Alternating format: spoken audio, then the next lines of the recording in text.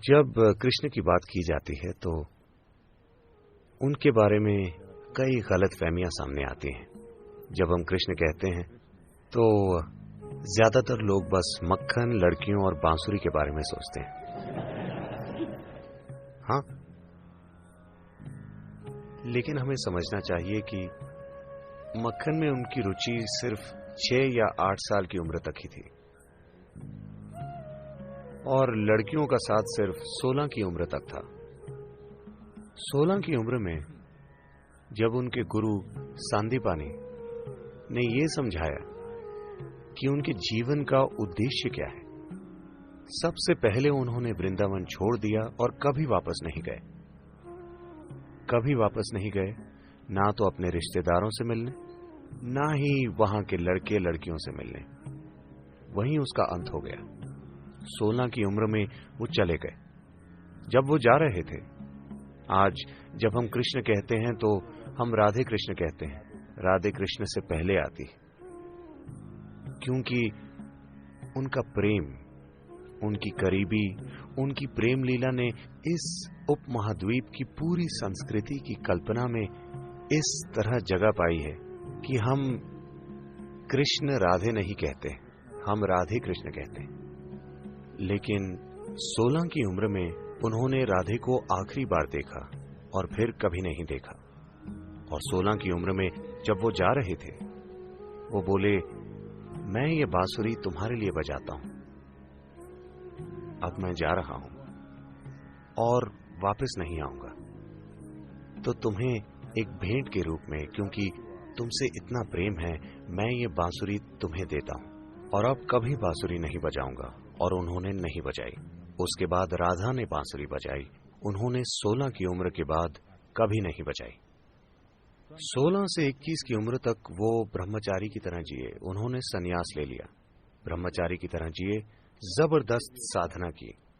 उसके बाद उनका पूरा जीवन समर्पित था राजनीतिक प्रक्रिया और आध्यात्मिक प्रक्रिया का मिलन करवाने के लिए। इसका अंत तबाही के साथ हुआ, लेकिन उन्होंने हर संभव काम किया। इन चीजों की कभी बात नहीं की जाती। उत्तरी भारत के मैदानों में उन्होंने 1000 से ज्यादा आश्रम बनवाए, क्योंकि वो आध्यात्मिक प्रक्रिया को अलग चीज नहीं बनाना चाहते थे। वो आध्यात्मिक प्रक्रिया को जीवन का हिस्सा बनाना चाहते थे। जैसे हम जीते हैं, जैसे हम ब्रश करते हैं, वैसे ही ध्यान करें।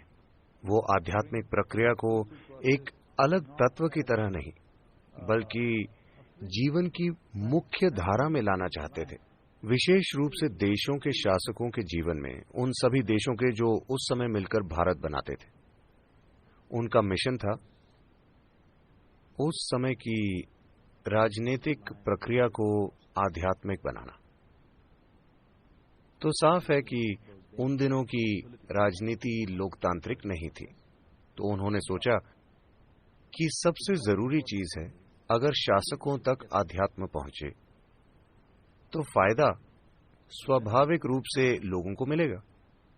जो लोग दूसरे लोगों के जीवन को संभालते हैं, जैसे राजा या प्रधानमंत्री या आज के राष्ट्रपति या किसी कंपनी के सीईओ, क्योंकि उनके नीचे लाखों लोग काम करते हैं। जब आपके पास ऐसी जिम्मेदारी है तो हर विचार जो आप पैदा करते हैं, हर भावना जो आप पैदा करते हैं, हर काम जो आप करते हैं, वो लाखों लोगों की जिंदगी को प्रभावित करता है। जब आपके पास ऐसी जिम्मेदारी है तो ये बहुत महत्वपूर्ण है कि आप एक अच्छी स्थिति में हैं। आप क्या सोचते हैं, क्या महसूस करते हैं, वो एक ऐसे भीतरी स्थान से आना चाहिए जो लोगों की खुशहाली के लिए काम करे। अगर मैं एक सीमित नजरिए से जीवन को देखता हूँ तो हर विचार जो मैं पैदा करता हूँ, हर भावना जो मेरे अंदर है, उससे लोगों का जीवन बर्बाद होगा। वो काम जो मैं करता हूँ और विशेष रूप से वो काम जो मैं नहीं करता, जो मुझे करने चाहिए, उनसे लोगों के जीवन में जबरदस्त नुकसान होगा, है ना? तो उन्होंने सिर्फ शासकों पर ध्यान दिया। वो चाहते थे कि उस समय के राजा आध्यात्मिक हो जाएं। दुर्भाग्य से इसका अंत तबाही के साथ हुआ, कुरुक्षेत्र की तबाही। एक भयंकर युद्ध जिसमें पुरुषों की एक पूरी पीढ़ी खत्म हो गई। पर फिर भी हम उनकी पूजा करते हैं। हर वो चीज जो वो रचना चाहते थे वो असफल हो गई कुरुक्षेत्र युद्ध के साथ। एक चीज जो उन्होंने हर हाल में रोकने की कोशिश की वो था ये युद्ध, लेकिन सबसे भयंकर युद्ध हुआ और वो खुद, उनके अपने परिजन आपस में लड़े और एक दूसरे को मारा। पर हम उन्हें भगवान कहते हैं क्योंकि इस सब के बीच वो आनंदित थे, वो अछूते थे। एक भयंकर सच्चाई, एक भयंकर नाटक से जो उनके आसपास हो रहा था, पर फिर भी अछूते। इसीलिए हम उन्हें भगवान कहते हैं। ये आप भी कर सकते हैं, है ना? आप दुनिया में सबसे सफल बनेंगे या नहीं, ये कई सच्चाइयों पर निर्भर है। पर क्या आप एक सफल मनुष्य हैं? मतलब आप अपना जीवन जागरूक होकर चला सकते हैं, या जब जीवन आपको परेशान करेगा तो आप एक जानवर बन जाएंगे? यही सवाल है। अगर ये एक सवाल आप सफलता से संभाल लेते हैं तो हम आपको भी भगवान कहेंगे। हाँ,